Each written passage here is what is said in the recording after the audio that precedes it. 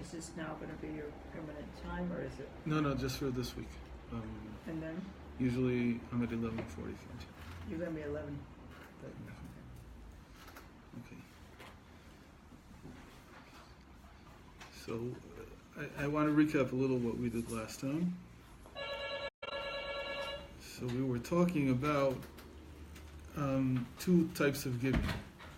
One, giving, or two types of love.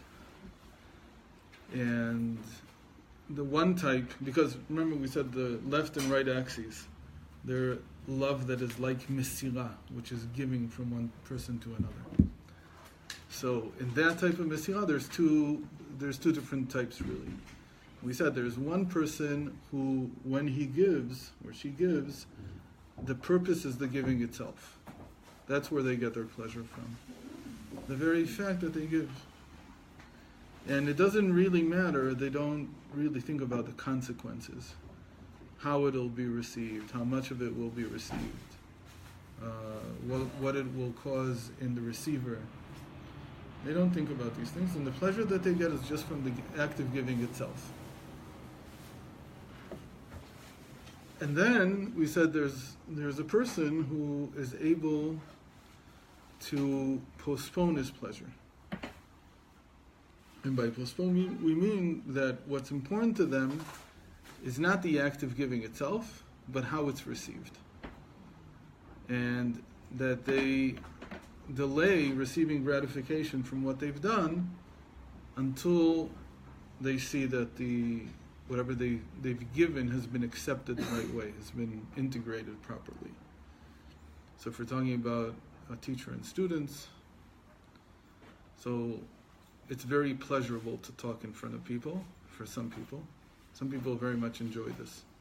I don't know if you know this, but some people really like to talk in front of a crowd. Crowds don't cause them fear or any kind of anxiety, but on the contrary, they enjoy it. So if you just give them a crowd, they're very happy to open their mouths and begin to say something. So they receive pleasure from that. But then the question becomes, can this person also receive pleasure by postponing the pleasure that they're receiving and search and wait for the moment when they see that what they've said has really been accepted. So let's give another example. Kind of a strange one. Somebody in one of my other classes was suddenly very open, and he described how every morning when he has to help his daughters, he has two teenage daughters, so he helps them get ready for school, and he drives them.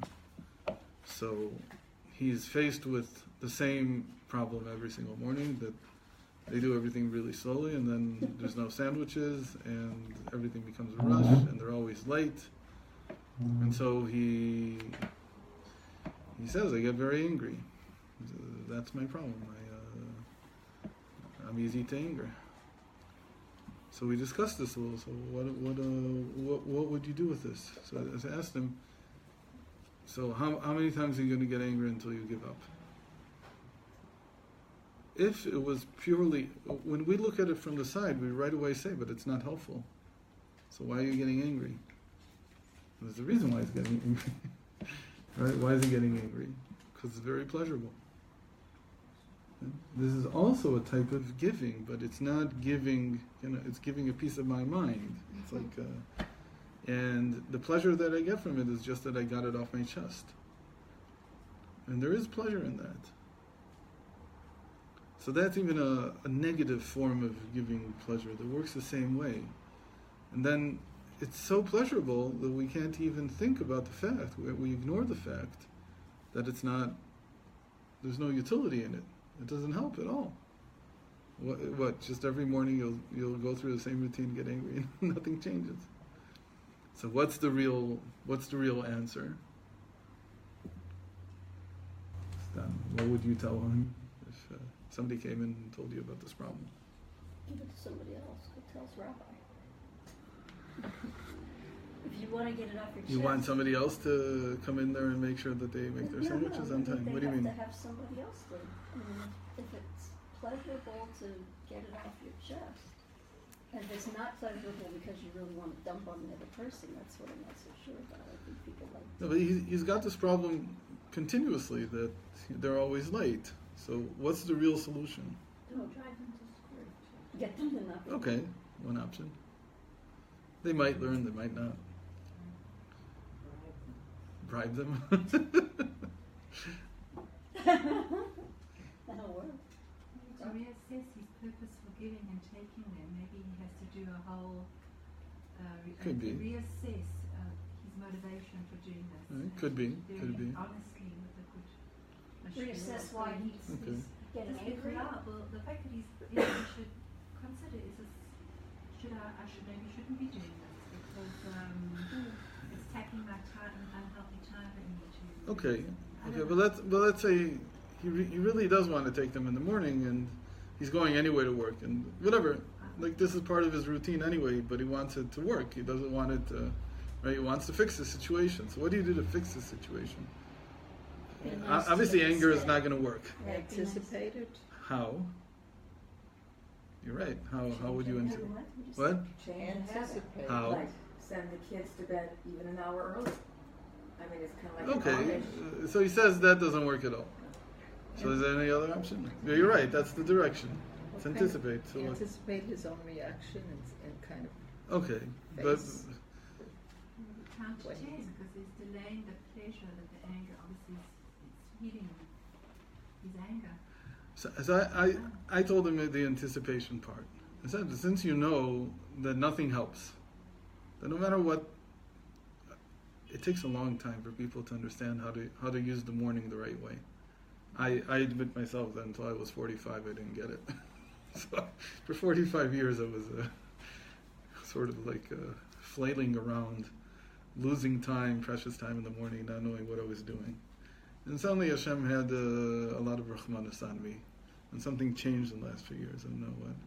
And still, once in a while, I find myself You didn't not anticipate doing the it. problem. It wasn't that. So it's very hard to get teens or even young adults to figure this one out. So what other options do we have? So I told him the other option is make the sandwiches at night.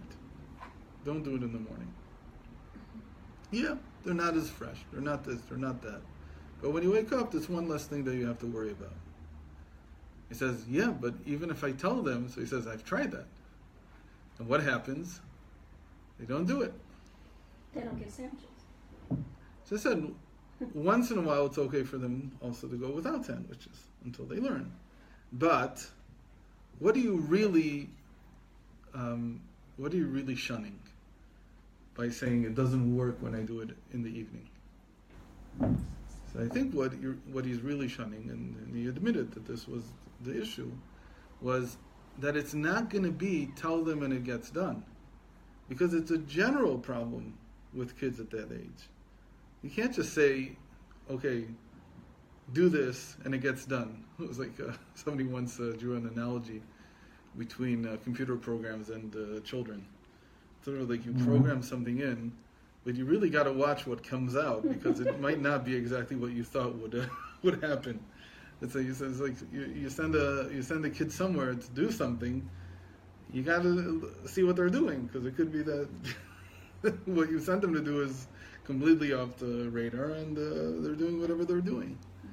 So what does that require? It requires you to invest time in it. Invest time in the sense that you have to accompany them. You have to be with them. It's not shagir ushlach, as we say, send and forget. You don't just send and forget about children. That's not how it works. I found the opposite. What? I found that the opposite works for me. That the more that I was involved with them, to get them, More the more I'm involved with micromanaging. them to get them out, then the more Right, then, okay. then they're depending on me. Mm-hmm. So it's more difficult. Right. But as soon as I gave them, I just only have a very son. I just gave Right. them the responsibility, and I was shocked. My daughter actually set her alarm and got up, and then Mm-hmm. she got down, and they made all of them. It depends on the child. Depends on the child. Depends on the age. And Well, the they're parent. also Teens. 12 and Mhm. and So what I told him was, what we run away from in parenting is that you can't expect somebody to be able to do something just by themselves. You have to encourage them, you have to be with them, you have to accompany them, and then eventually they come to the place where they can do it themselves. When they already know what to do and they can't do it, then for me it's a question of responsibility.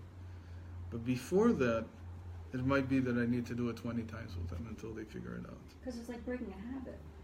It's like breaking a habit, and I think that's what chinuch is about. Chinuch is about, I'm going to do something with you until it becomes ingrained in you that this is the way that it's done. You don't like it, so you'll find some other way to do it, but at least you'll have some way. So what I'm trying to say is that anticipating it is saying that it's not enough for me to say it, I have to actually make sure that it's integrated. I have to make sure that it actually leads to the results that I wanted it to lead to. And that requires a lot more time. It requires a lot more investment on my part. And in general, parenting is about investment of time. That's what you took on. You took on this need to invest in your children. And I agree 100%. In the end, I don't want them to be dependent on me. I want them to be independent. But I can't expect independence in every area until I've at least done it enough times so that I can be sure that they know what independence looks like. I don't want them to invent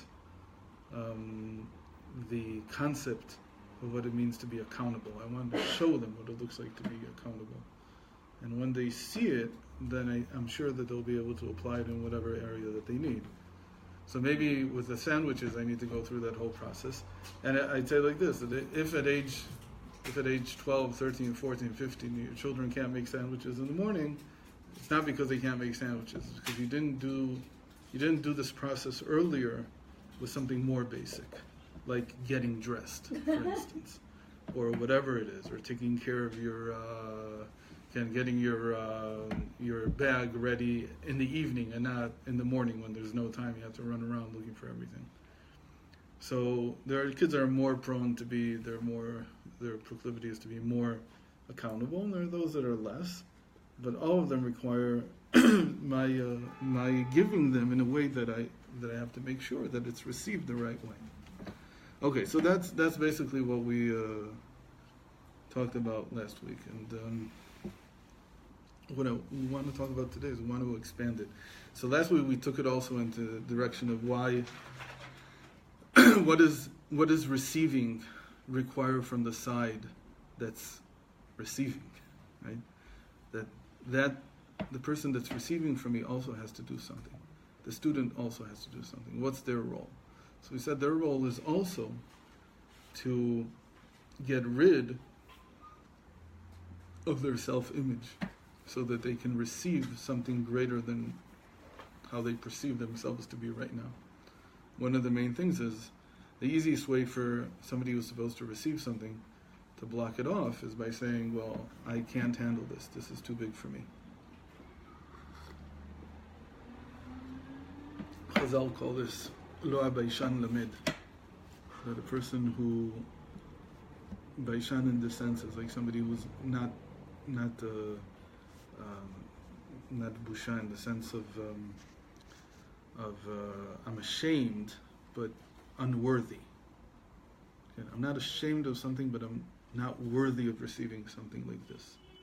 Who am I to sit in a class with this great sage and receive from them? Or who am I to sit in a class at MIT and hear from the most advanced mathematics that there are? And you hear this guy who knows what, and he's teaching freshmen like the basic courses. No, so who am I? It's true, who am I? But I have to go beyond that picture of who I am and be willing to be open to receive. So we said in the therapeutic setting, that means that the therapist has to go slowly so that he sees that it's received, And the person who's receiving has to also believe that I can receive this. That whatever this is that I'm being given, that's called like believing in my ability to handle, to integrate, that this is going to be a successful endeavor for both of us. I have to believe in that. And to be able to believe in that, especially when somebody's ill or not feeling well, if you just go to any doctor, the same idea, this is my shaliach. And it doesn't matter how great or small, how great they are, how small I am, it doesn't matter. I have to break my self-image that somehow this is not going to work. Because self-image, we know that's all a product of the Yetzer Hara. That's all from the evil inclination. When it comes to healing, especially in a therapeutic setting, he also wants to stop us. Because he'd rather lie in bed all day and not do anything. So it's impossible to come out of where you are. Where you are psychologically, you're going to be stuck there for the rest of your life. That's it. That's how it is. Period. And you have to break that as the one who's receiving. Okay, so this brings us into maybe one of the most controversial things I can say about the relationship between the therapist and. So the first thing is, I really don't like the word therapist, but that you know already. That's not like a new thing. Really, the word is eitzah. It's like a advice, something like that. Why? Why do I not like this? Because the most that I can do is see what I see on the surface. Anything that I do beyond the surface is conjecture. And I have no real grounds for it. So let's say it like this. That it's 100% correct that everything that is human, everything that is related to humanity, i.e. related to Hashem, has two dimensions to it, the concealed dimension and the revealed dimension, always. There's always two dimensions in everything. So the Zohar says, in the beginning of Vayikra, it says that Oraita Satim Vegalia, the Torah is revealed and concealed. Kutshabrichu Satim Vegalia, the Eibusher Hashem, he's revealed and concealed. And then it says even about Knesset Yisrael, Satim Vegalia, even the source of all souls is revealed and concealed. And one of the big chaps that led to psychology was the understanding that every individual has a concealed and revealed reality. And the concealed reality, they called it the unconscious or subconscious, and the revealed reality, they called it the conscious.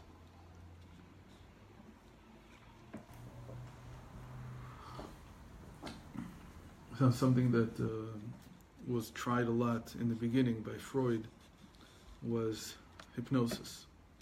He tried to hypnotize people into being well, into being healthy.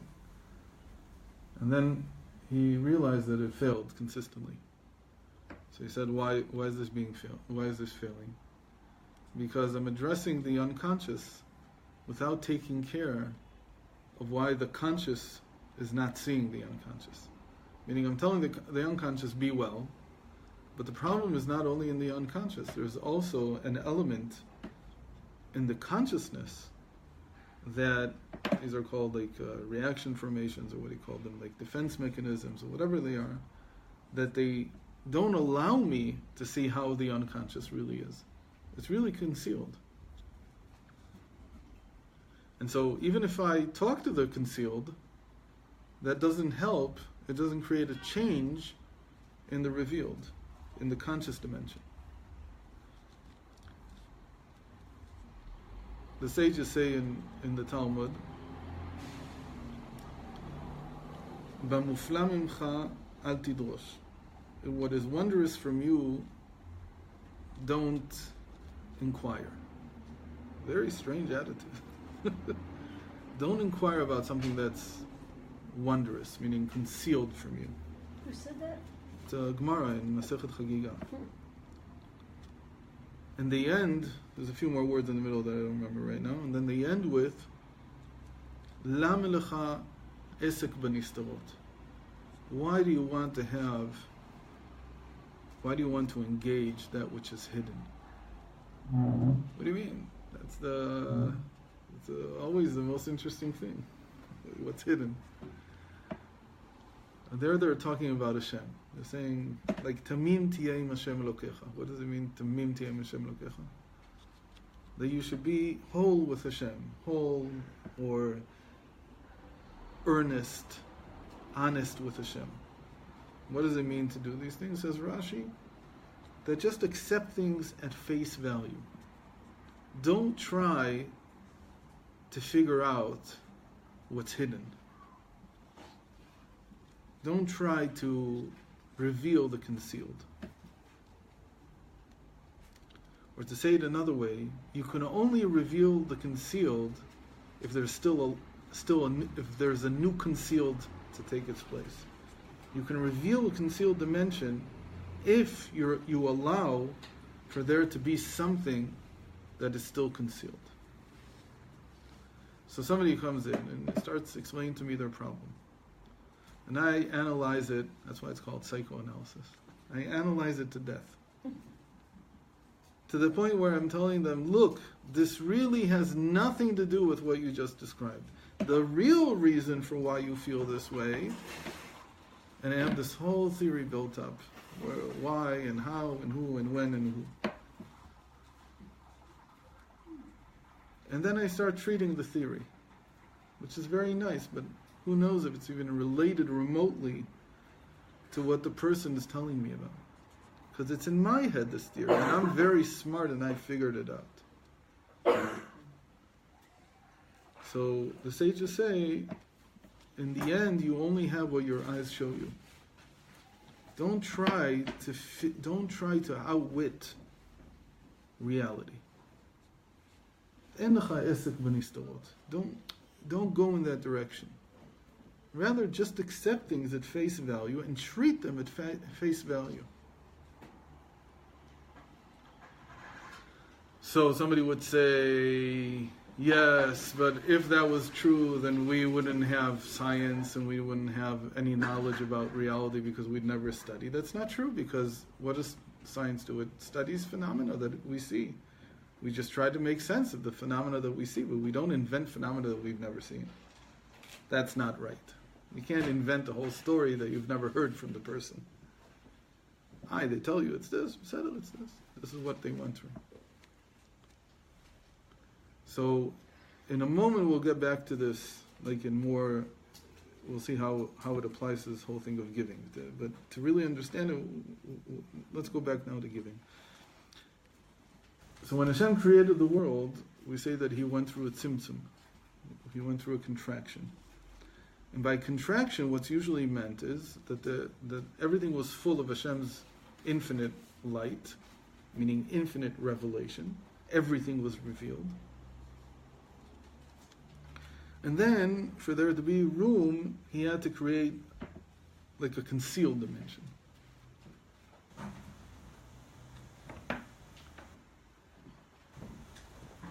So He contracted the light, which really means He hid the light. He hid the revelation. And that's the pasuk that says, indeed you are a hidden God. What do I mean by He's a hidden God?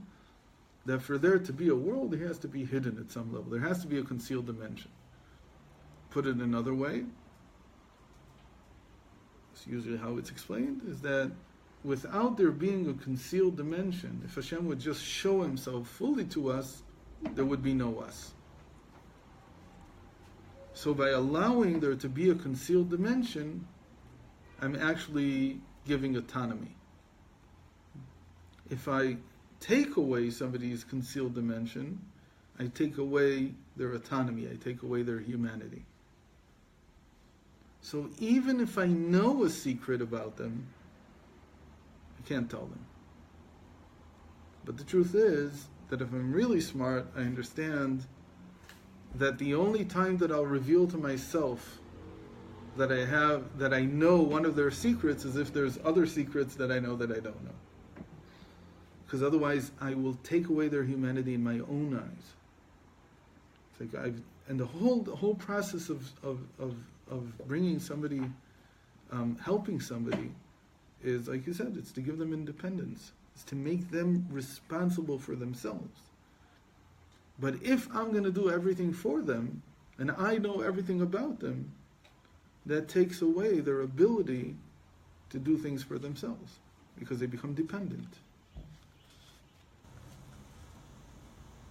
So the concealed is really what allows autonomy, what allows free will, or whatever kind of freedom you want to call it. It's what allows a person to be human.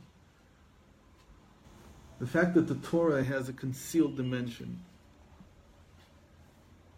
And as much, said the Baal Shem Tov, as much as you think that you've uncovered the concealed dimensions, know that you haven't touched anything yet. Meaning, there's a lot more that you've never seen at all. Why?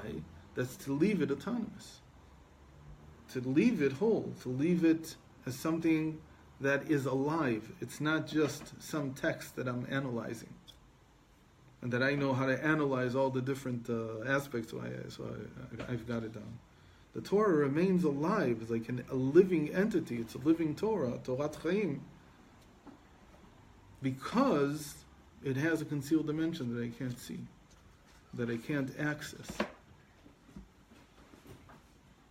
The same thing is true of Hashem. The reason that Hashem is always Hashem, and He doesn't become an idol, one of the reasons, is because He's always concealed. No matter how much I've revealed, I understand that the etzem, the essence, is ungraspable, cannot be comprehended, cannot be understood. And so that concealed is what makes Him into what He is. And how He reveals Himself to me, that's only to make the relationship. But who He is, that I can never know. There was a Jewish French philosopher who built his whole philosophy based on this, Levinas, and in some ways, Emmanuel Levinas. And it's and what he described it as is the infinity in the other. That there is always that which cannot be. I guess if you go to Japan, it's on the surface already, because nobody, like a Westerner who looks at those people, is like, huh? Can you get how they're thinking? It's like, even at the very basic level, it's like, wow, it's just a trip. It's nothing like my own. You were in Japan, huh? Yeah. You felt you understood them? It's a big generalization. Certain things I understood, certain things I didn't understand. I think we're caught in this time warp where the whole world is always on this and always digitalized, computerized. So a lot of what we see is general to mankind today. Again, it's becoming more and more similar. Yeah. I have a friend who was in Japan from 1960 till 1993. And he told me that all the 33 years that he was there, he couldn't chop it. He couldn't understand how this culture worked. I mean, at the very basic level, he said. Like, it's like you're on, like, aliens. I don't get it. So, that's what I've heard. So, yeah, but I've read from a lot of people that there's something very, very different. In any case, we look at people and we assume that they're very much like us. And what this is trying to say is that, yes, there's a lot of similarities, but what makes the person really an individual, what makes them really part of humanity, is that which is not similar, which is always concealed, and you have to leave it that way, unless they want to reveal it to you. So even when they reveal it to you, hopefully you're assuming that they leave some concealed dimension beyond what they're revealing, something that they can't reveal at all. And that's what makes a person infinite. That's what makes anything infinite. This unrevealed dimension. There's there's another way of saying this, that we say to Hashem that if I knew you, I would be you. If I knew all of you, then you and I would be the same thing. And when you are in any kind of relationship with another human being, to say I understand you completely, I know you fully, is like to say that you're, what's the word? Not needed. You're Dispensable. Yeah, I can already take your place because I already know you. Yeah. Expendable, or I don't know exactly which word. There was a few times that with our children that we had different issues. So one time we went to Chaim Nativ, like with a certain problem with one of the children, and he listened, and right away he saw like the problem. He said, "You're thinking that your son is just a product of your parents." Meaning that we were like playing this game of, oh, who's he like amongst the grandparents? Who's he? Where did he get this trait and that trait? He said, no, you have to completely erase that from the way you're thinking. This is an individual who is different. And why do we do this? Because that's how the human mind works. We look for patterns. Without patterns, and we need explanations. So patterns offer us some type of explanation. So we look for this pattern. Yeah, it's just a copy of what used to be, and that's good, that's bad, whatever it is. Instead of allowing there to be that concealed dimension, the level of mystery, which is what makes him into a human being. And to respect that is what allows the autonomy. Is not to try to peg them and try to understand how they're. And to do that, you have to be willing to accept things at face value. And not to go too deep. Whatever the person doesn't tell me, he doesn't tell me. I know that there's a few guiding principles. Yes, we're all plagued by our self-image. We're all plagued by thinking everybody else is to blame and we're not. All these things are true about everybody. Okay, so let's deal with that. And it's true for everybody. Let's see how it is for you. But to go into this analysis, and you must be hiding something because, this doesn't fit for me, whatever, that leads you into an area that there's no end with. Let me give another example, which is, I said this is going to be controversial, so it's just something that I dealt with in the last few days. Ultrasounds. Bang. Horrible in which direction? The worst invention and violation of sacredness. Okay. So you see already the... I wouldn't say that it's like I have it's nothing. Because it's what you say, the violation of the mystery of Hashem. Yeah. Why is It's it horrible worse? lies. I'm confused. Why is that worse than Oh, the mass? Than a CT, for Yeah, instance. CT, yeah. Okay, so let me explain. Um, Those things also don't always do the right thing, but I'll explain what's meant. Should you have a checkup every year for things? So there's two different takes on this. One says, of course, what do you mean? Anything you can look at from the inside, do. Who knows what you'll find? You'll have early, whatever they call it, early detection or early... and you'll be able to save people because that's what they'll do. So there's this thing with, for instance, with the mammographies, which has become completely acceptable.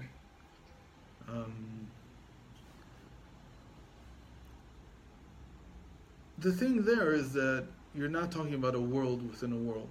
You're talking about something that is the world as we see it.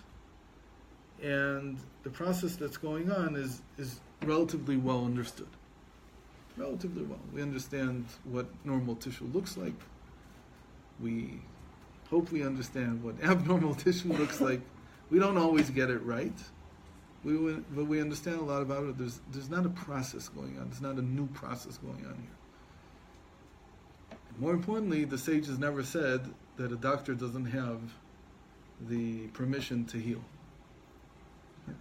The doctor has a permission to heal. But when it comes to life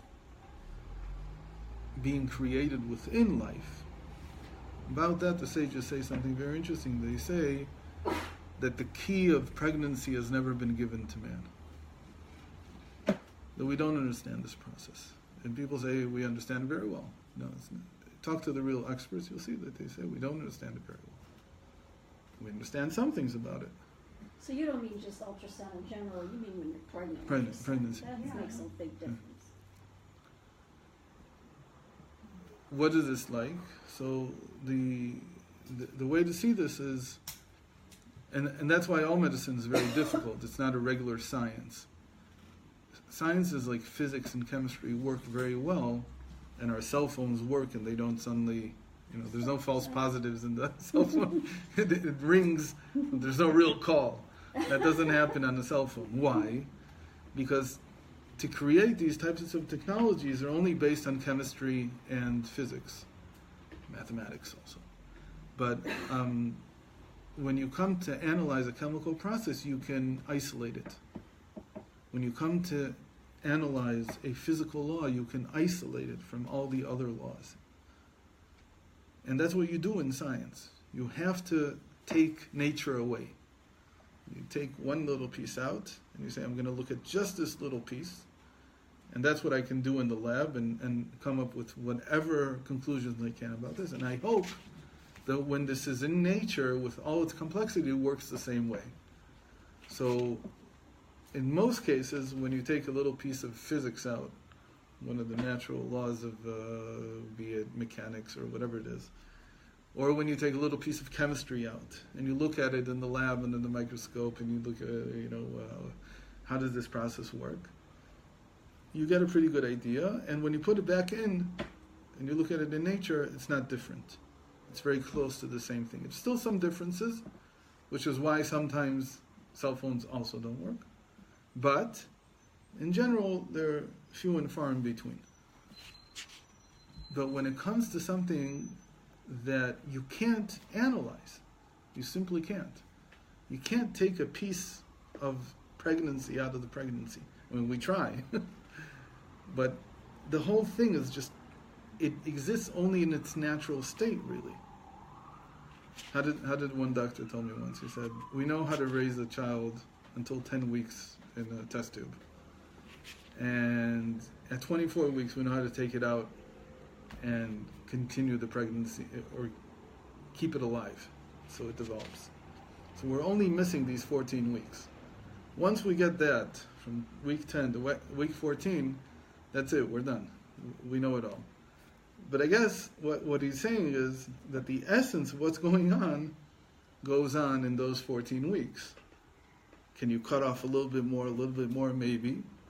But in the end, there's a natural process that's very complex in and of itself, and most importantly, it's completely hidden from human eyes.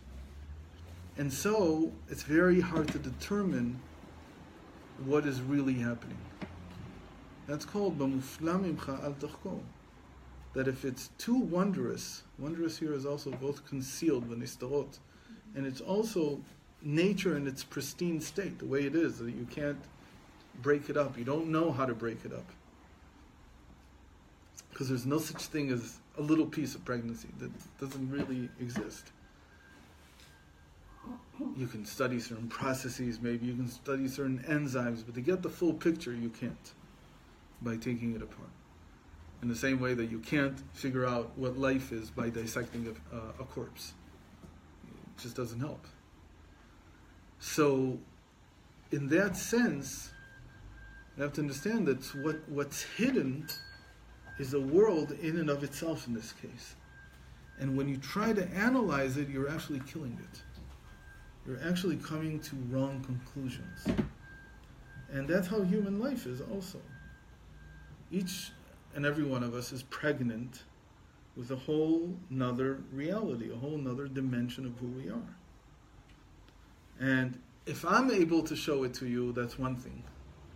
For you to extract it and to be able to say, oh, this is what you're really going through, is misguided and can be very harmful.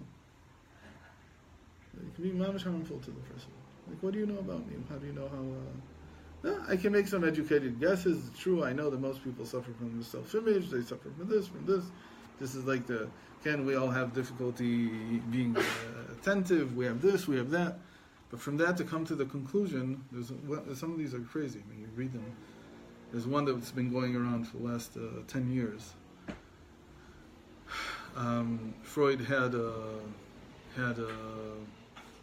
one of his other cohorts, part of his cohort in Vienna. His name was Steckel. He was just as famous as he was. He also committed suicide in the end, like a lot of them. He was also Jewish.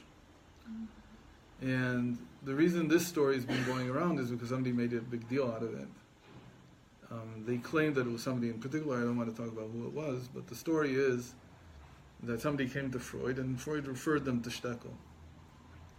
And Steckel saw them once or twice, and he used dream interpretation. So he asked the person, tell me a dream that you've had more than once. Something that has some value. So he told him about a dream that he sees a soldier, and the soldier shoots him or something like that. So you got to read this. To believe it, you have to read it.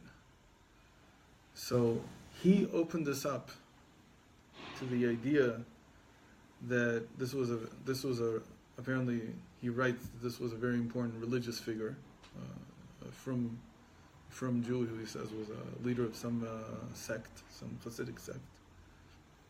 And he opens it up, and it becomes that he had same-sex relationships with his brother. He had been with his wife before he got married. You have to read it to believe it. So I don't think people do this anymore at all. But he bases it everything on this is a composite figure in a dream. He has his whole theory behind it, like how this is what it is, and he tries to, and now he wants to explain to him that that's what he's repressing from himself, all these events of his childhood, and then it became that he was actually molested by his teacher. It went on and on and on and on. Now, if you didn't read this, you wouldn't believe it. Like, it's almost like, what? This was Steckel's analysis of one dream. It's an image. It's just an image. And his notebooks are available. So he writes everything that this tzaddik told him. I don't know exactly who it was. We don't know who it was. There was a lot of speculation around it. And it became very popular in the last 10 years because there was a lot of stuff that they tried to cross-reference. Because he doesn't write names. So this whole thing about, let's figure out who this was. And who in their home they had children were molested, and they had homosexual relations, and they had this, and they had this. So it became a whole thing in the whole psychological community. So that's, hopefully, the worst that it gets. But it's not always. And where you're taking away is you're taking away from the person's sanity almost. Like if you're able to convince somebody of your theory, because the whole point is it's repressed, you don't remember. You're not supposed to remember this. You're not supposed to be able to relate to it. And he convinces you this is what you're repressing. This is why you have problems. And how is this? The whole problem, by the way, was something physical, very small, which is why they came to him. How is it connected to Steckel committing suicide? No, I just wanted to say that if these are your theories, I'm not, I don't know what he went through, but so it was another one. There was a number of them that did this. It's very tempting to analyze somebody, but in my opinion, the true path to integrity, to feeling whole, to maximizing who we are is exactly in the other direction. Is to take things at face value. Assume that it is what it is. It's what it seems to be. This is what you see is what there is. Tomorrow you'll hear more. Tomorrow I'll hear more. But right now, en la dayan ela ma she'einav ro'ot. I have only what's in front of me. And the same thing with Hashem. There's a person who, what does it mean to be whole with Hashem? It means not to worry. What are you worried about? You're worried about what will happen in 2 days, in 10 years, in 100 years. What are you worried about? It's a human trait to worry, but when you worry, what are you saying? That I know the concealed dimension. I know what's about to happen. I know the future. I know where it's going. How do you know? You don't even know about the past. There's enough argumentation about what actually happened, let alone that we don't know what's going to happen. To be healthy is to live in the moment. Not to live in the moment because you have no plans. I have a lot of plans. I have a lot of good plans. But I'm not worried about them not working out. Because to worry about them not working out is to say I know something about reality that I don't know. Yeah. Go ahead. What about somebody who just has a natural gift to be perceptive, or who knows, who just is observant, who notices details that other people notice? 100%. Are they supposed to stop looking? No, why? If that's what you see, that's something that's you see it. If it's speculative, that's something else. That's your mind doing it. Okay, so where's the fine line between seeing and speculation? Okay, so that already depends on each individual separately. Every individual has to be careful not to step over that line. To live according to what I see. So for instance, somebody says something to me, and I begin to analyze it. I say, why did they say this to me? Really, they didn't really mean to say something good about me. They meant to ridicule me. I come into this whole world of speculation that really only leads in a negative way, in a negative direction. I have to learn how to take things as face value. Somebody didn't say hello. Okay, they didn't say hello. Does that mean they don't care? They don't like me? They're this, they're that? If they tell me I don't like you, even that, okay, he doesn't like me now because he doesn't like me now. Does it mean he won't like me in 10 minutes? No. Maybe something will change. For me, it's changed 100 times in my life. I didn't like somebody at first, and then I liked them. Would I say it to them? I don't know. But if I already said it, I'm not married to what I said. It can change. So we've been talking, I think, mostly about speculating toward the negative. What about speculating toward the positive? So that's called ladun lekav zchut. Right. If you want to speculate in the positive, it can squeak by. But the best is don't speculate. Just take it as something good. Don't speculate about it. Just say this is something good, period. That's really what it means, ladun lekav zchut. Ladun lekav zchut said this was really done with the best of intentions. All the more so. All the more so. Right? That is where we should put our effort of our thought. All the more so, but it's not speculation. It's to see good. That's what it means. See good. See Hashem's goodness, and that's it. Just see the goodness. Don't waste your time looking for what's negative, or especially what could be negative. That's speculation about the future. The future has to be all good.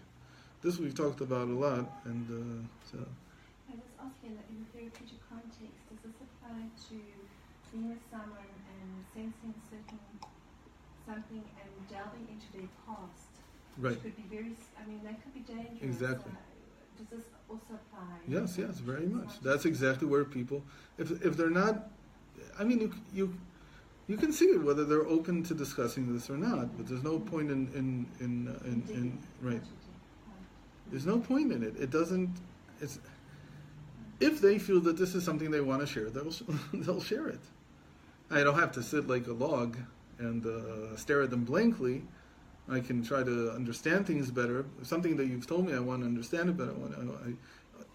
Even just as the fact of that I care. That if you feel this way, explain it to me. Like why? But in the sense of caring for somebody. But in the sense of searching for and I go back and I analyze, and it's like this, and it's like that, and there's all this theory behind it. That's speculation. It might be true, it might not be true, but in the end, it's based on speculation. There's no proof for it. It could be exactly the opposite from what you think. And you've built a whole picture of who this person is, and it's simply not true. But we do know that the more we think positive thoughts, the more we imagine the gula, we bring the gula closer. Good. So wouldn't we want to encourage that? And Good. That's certainly, but that's not speculation. That's speculating. so it's. I'm not saying there's a concealed dimension here that's good. I'm saying it is good. Right, but we're bringing that concealed dimension closer. Yes, we're bringing the future closer. Right. The future in Chassidus is the It's place where concealed. it's the place where everything is good. Revealed. But it's good. Right. And it will be revealed. Yeah. But And it's not exactly the sense of reveal, but the sense of it has to come into our reality.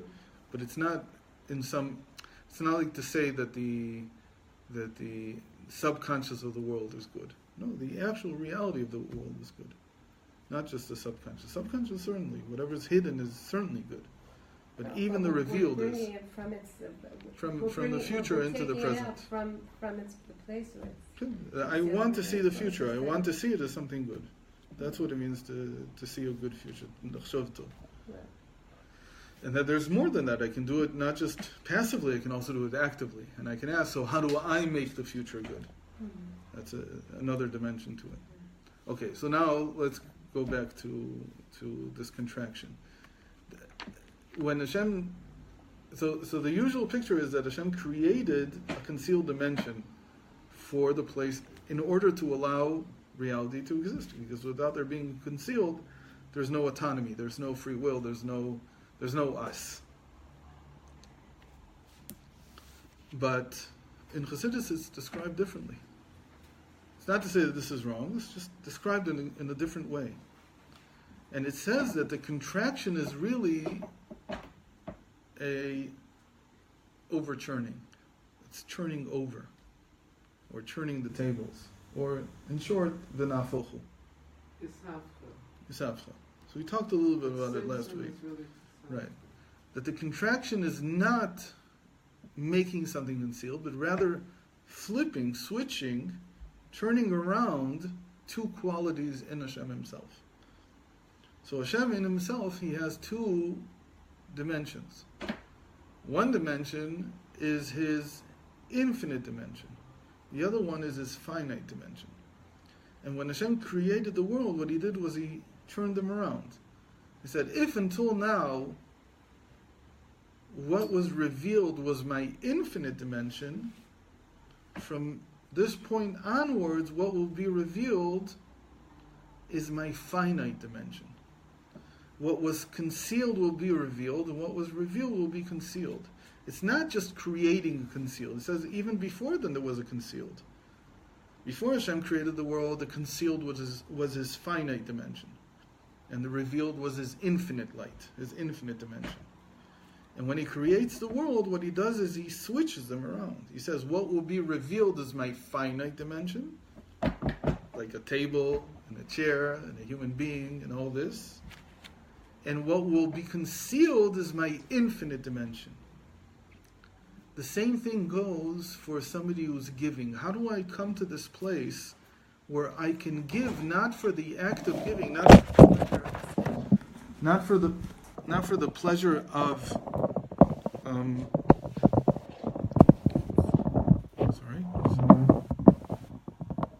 not for the pleasure of the act of giving, but for the pleasure of seeing that what I'm giving is received properly. I have to flip in myself, I have to turn around in myself, my two dimensions. So what was infinite has to be concealed. The infinite is the feeling that you get pleasure just from giving. Because that's what it is. It's this overflowing. It's a feeling of flowing over, of coming over, going over the top, beyond.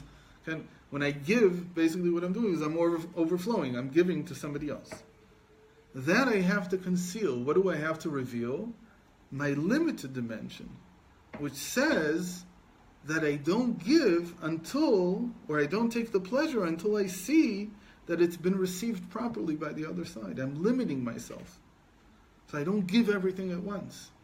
So that I give it slowly in a way that's understood, that's received on the other side properly. I'm not overbearing. And by the person who's receiving, exactly the opposite needs to happen. Meaning, for them, the revealed dimension is that they're finite. And their concealed dimension is that they're infinite. What does it mean to receive? To receive, what do you have to be? An open receptacle or a closed one? So obviously you have to open yourself up, right? You have to stand like this, ready to receive. But normally, where am I standing? I'm standing in a state where my revealed dimension is that I'm finite. I'm already who I am. Who am I to sit here maybe in this class with this great professor or great Rav? Okay. Who am I to do whatever it is? That's my revealed. My concealed is, which I don't even show to myself, is that I'm infinite. And I can do infinitely more. And I don't have to be limited by my self-image. So as a receiver, I have to do the tzimtzum in the other direction. I have to do a vanafuchu in the other direction. I have to take my concealed dimension, which is that I'm infinite, and bring that to the top, make that my revealed dimension. And then these two things can come together. So that's exactly what we do in Purim. That we churn it around. What was my concealed becomes my revealed. What was my revealed becomes my concealed. So every time I work with somebody, that's okay. So what does this have to do also with therapy, or again with helping other people? I don't want to make their concealed their revealed. That's up to them.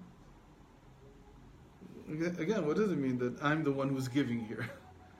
That I go through this transformation. Not that I make them go through that transformation. I can't, my role is not to get them to take whatever's concealed and reveal it. My role is to do the opposite. To whatever's concealed in me, to make that my revealed.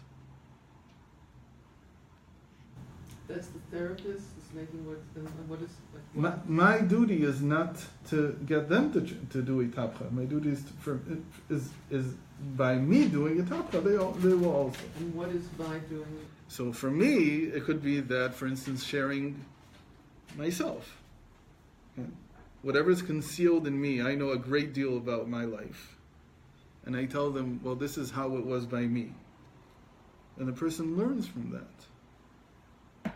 It's an amazing thing that Moshe Rabbeinu is very open about his own life and what he went through and how he feels. And he doesn't, and the Torah doesn't really try to analyze, so what are Am Yisrael like? So Moshe Rabbeinu's duty is, let me show you what I received from Hashem. Here, I'll give it to you. I can't. My duty is not to get you to turn yourself around and take your concealed and make it into something revealed. You don't have to strip in front of me and show me everything that's concealed. On the contrary, that's what I need to do. If I'm the one who's teaching, that's what I need to do. I need to show you the depth of what there is inside.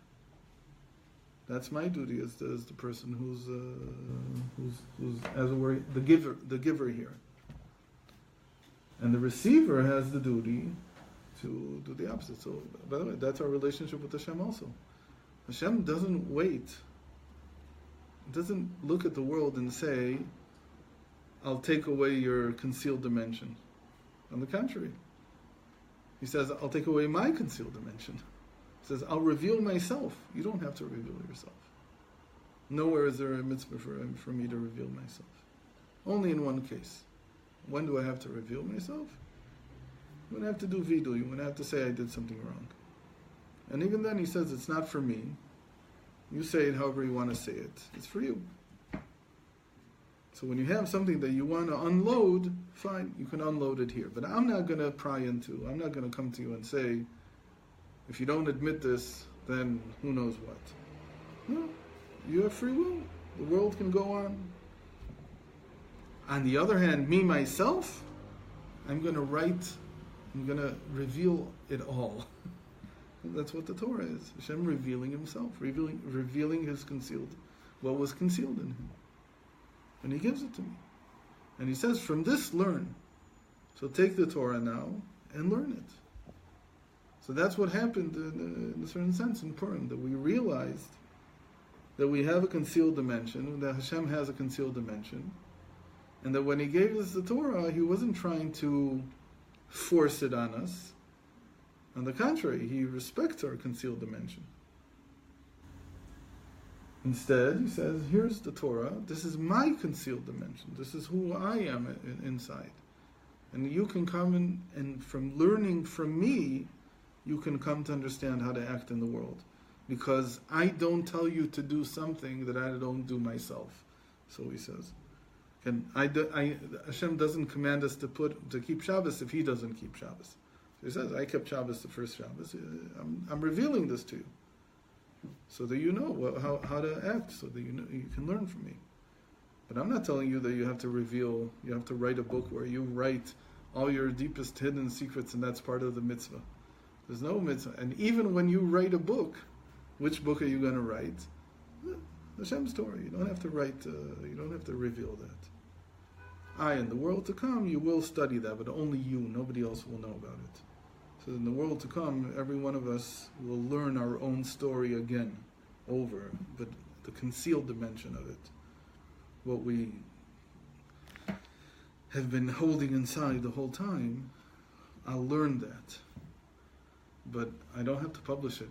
It's not, nobody else has to read it.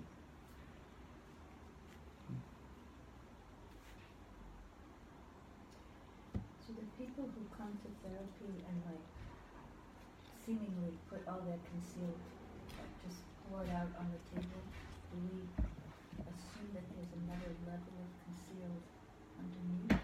Yes. And that's what. That what you showed me is what you showed me.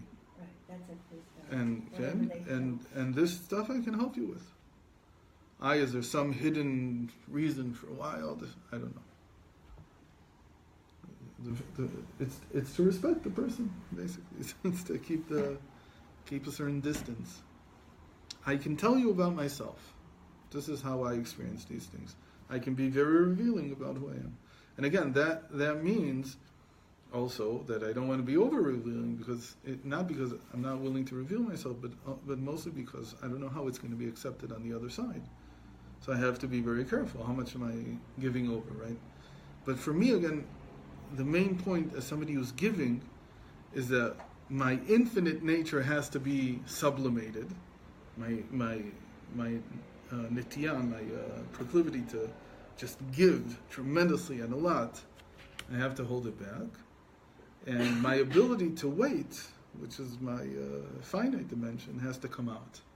I have to be patient with what I give so that I see that it really affects the person properly and it's accepted the right way.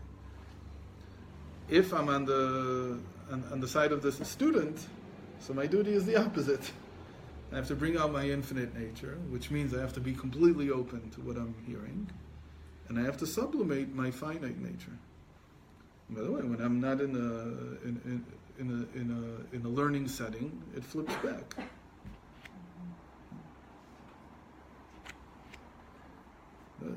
So there's always this turnaround that's going on in the psyche between a state of giving and a state of receiving. Could I just ask this? Sure. So before the world was created, so Hashem's finite self was hidden. But who was it hidden from? So was it hidden? Was it unrevealed to himself, or how does that relate to us? So first of all, this shows all of us, that hidden and concealed is not relative. It's an absolute notion. It's not just relative to somebody else. It's much deeper than that. They are absolute. So we sort of said that, we talked about this a few times, that in every process we go through 3 stages of the etzem, he'elem, v'gilui. Of first there being the essence itself, then the concealment, then the revelation. And the concealment and revelation are not part of the essence per se. They're not like, it's not like you can say the essence is revealed, the essence is concealed. No, concealment and revelation are stages. There's always going to be more. There's always something else, that's true, but they are states. They're a state of being, where I am revealed or I am concealed. That's not my, neither of them is my essence. Express all of So they're not relative terms.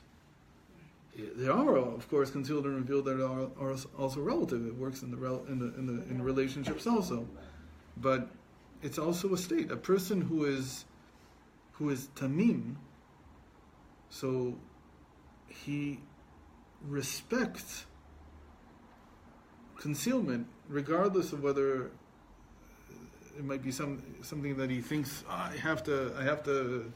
mamish have to speculate about this. It's like a respect for the mystery itself. That the mystery itself is something.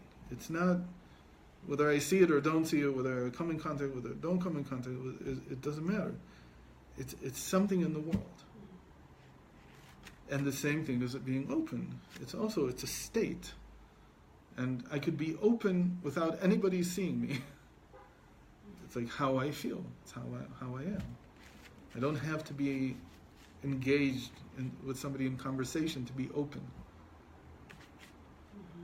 I can walk that way. Okay. So for Hashem, it's definitely that way, that we describe it, that He has this in His absolute being. States that are called this and that, and they're not relative to others. When it comes to others, it's almost like I have to flip them. The moment that I come in touch with somebody else, I have to switch them around. So what was concealed until now what was in the concealed goes into the revealed, and what was in the revealed goes into the concealed. So my finite and infinite natures switch. Okay. The same thing with Latzov Shov. All these dynamics, what they're saying is that these are states of being that don't depend, again, on there being anything else. They're just states of being. So I can be in bittul without relation to anything. I can be in shiftless without relation to anything. I can be lowly. That's what David Amal says. It's an incredible statement that we don't usually talk about, but he says, I will be lowly in my own eyes. It's atzmi to me. It's not something, I don't need you to be lowly. I'm lowly to myself. That's how I see myself. And all these things, we have to get used to them being more states of who we are, and not necessarily in relation to somebody else. There's one more thing about the speculating side of positive. Okay. What would That's be a big wrong deal. with speculating to the side of positive? Isn't that saying that's Once they used to say, there's a whole saying, don't speak good about rabbis. You ever heard this? Don't say positive things about rabbis, because eventually they'll come to say something negative. But just as a way of being. But then you don't have to speculate. That's what I'm trying to say.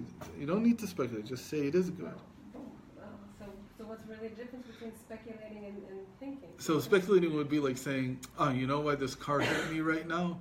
Because Analyzing. It's like, really, it prevented me from going somewhere here, and this happened to me, and this. And do you really believe yourself? That's analyzing. So that's what we don't want to do. Do you really believe yourself when you say that? Yeah, I don't really believe it. I take it at face value. It is what it is, and this is good. How it is good, I don't know. You can't subtract the hashgacha pratit in that moment. And after the fact, yes, certainly. Okay. All right. Okay. That it seems to be a speculation, but sometimes it's very clear. Sometimes it's clear, sometimes it's not. But I take it at face value.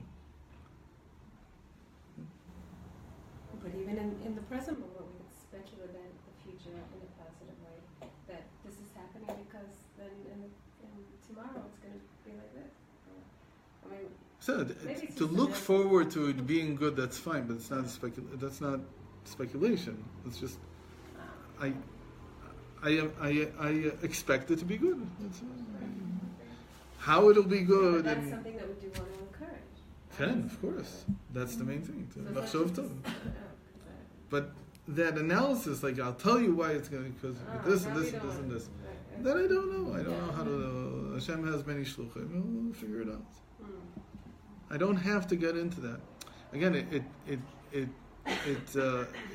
mechanech the person to live in the present, in the present, and when you take things at face value, you allow Hashem to be Hashem. You allow yourself to be you.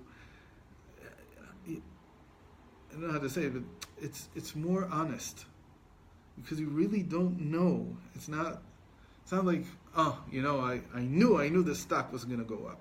How did you know? You didn't know. It's all a gamble. You have no idea. Nobody knows. And people say that we know. It doesn't mean you know. It means you did. Meaning, if I know that I'm going to lift my hand up now, it's not because I know.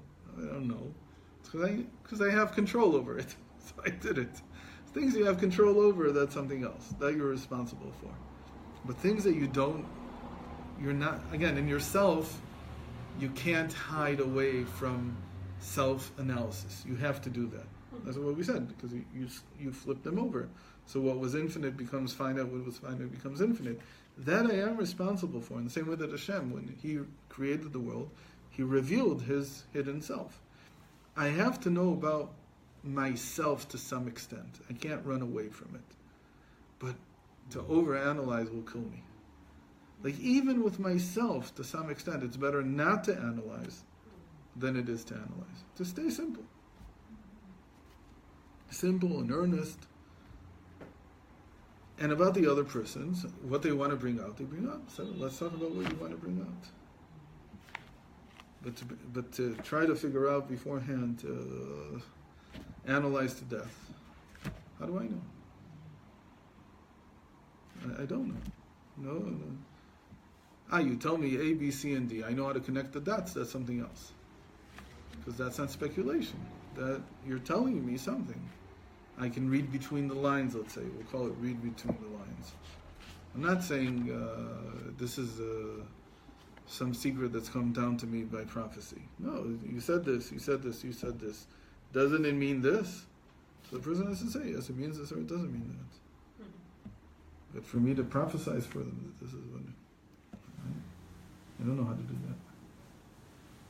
Okay, so that's just taking the giver and receiver and that switching that it does and taking it one step further, I think, into how we relate to the people that we see and to ourselves.